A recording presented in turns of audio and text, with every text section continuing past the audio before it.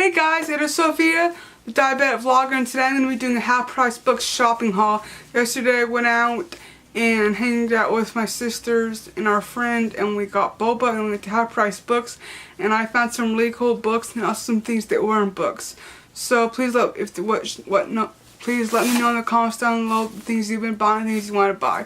So as you guys know, I love records and I've been wanting to buy records. They're so expensive, and when I saw this I freaked out. I got Pyromania by Def Leppard, and it was only $6.99. I'm so excited to finally have a Def Leppard LP because I already want to, but they're like $50, which is a lot for a record. I mean, $30 is a lot, but 50 is even more.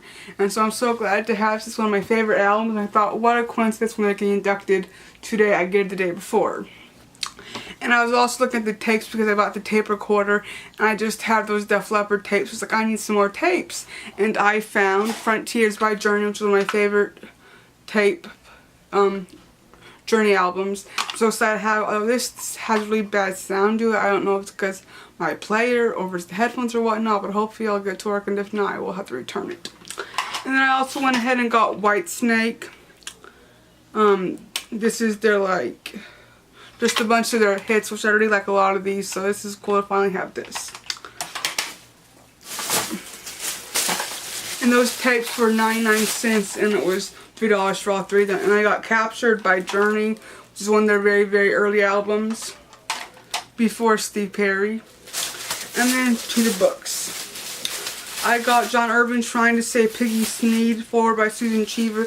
This is a beautiful book, and I haven't read any of John Irving. I know he's a very well-known author, so I was like, this would be good to have for my collection to help me write and just to have a good reading and writing. It says this commemorative hardcover edition of the only collection of John Irving shorter works is a treat for fans. First published 20 years ago, Trying to Save Piggy Sneed contains a dozen works by the author, beginning with three memoirs. The longest of the memoirs is The Imaginary Girlfriend, his candid account of his twin careers in writing and wrestling, which, as the Denver Post observed, is filled with anecdotes that are every bit as hilarious as the antics of his novels, and combines lessons of both obsessions.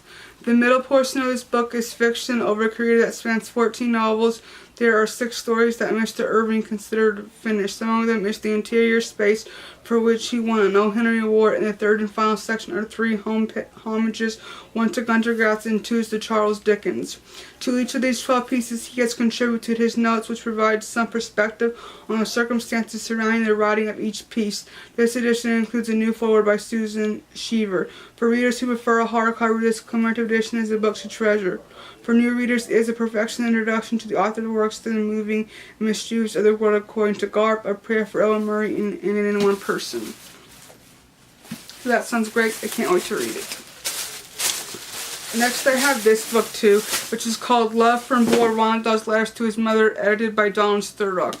This is a really beautiful cover, and I really like it. When I read this, I was like, oh my word, I need to read this. Ronald Dahl penned his first letter to his mother, Sophie Magdalene, when he was just 9 years old. The origins of the brilliantly funny, subversive, creative, and mind were evident in the boarding school, and as he entered adulthood, his penchant for storytelling emerged in his missive home from Africa, where he was stationed by Shell Oil, and from the desert camps of the Royal Air Force. His skills were sharpened after a plane crash in Egypt landed him in Washington, D.C., where his Chivy letters home hid his work in the British Secret Service, along with gossipy updates on his spontaneous rise in Hollywood and his budding New York literary career. Sophie Magdalene kept every letter her son wrote to her Sally. Her own side of the correspondence did not survive. It was she who encouraged him to tell stories and nourished his desire to fabricate, exaggerate, and entertain. In these letters, Dahl began practicing his craft, developing the dark sense of humor and fantastical imagination that would later produce his timeless tales. The author of James and the Giant Peach, Charlie and the Chocolate Factory, Matilda, and the BFG. Dahl is also known by millions today, but writing candidly to the person who knew him best. Dahl was as singular a character as any he created on paper.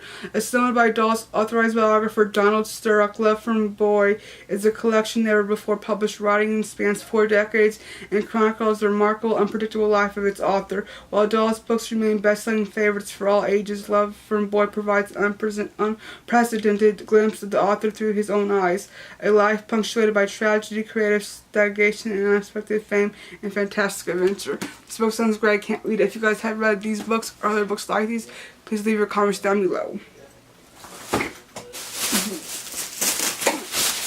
Last book I have to show you guys is a war book. Of course, I had to get at least one war book.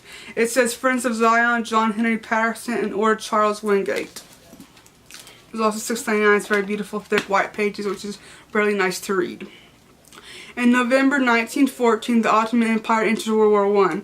The decision was announced by Sheikh Islam, who called it a holy war. He urged Muslims everywhere to take up arms against England, France, and Russia. Jews living in Palestine were greatly disturbed by the news, but continued to concern themselves with maintaining the farms they had established on the barren land. In spite of Shikhar's pronouncement, not much changed at first. Men and women rose early in the morning, worked until dark, and collapsed in bed shortly after the evening meal.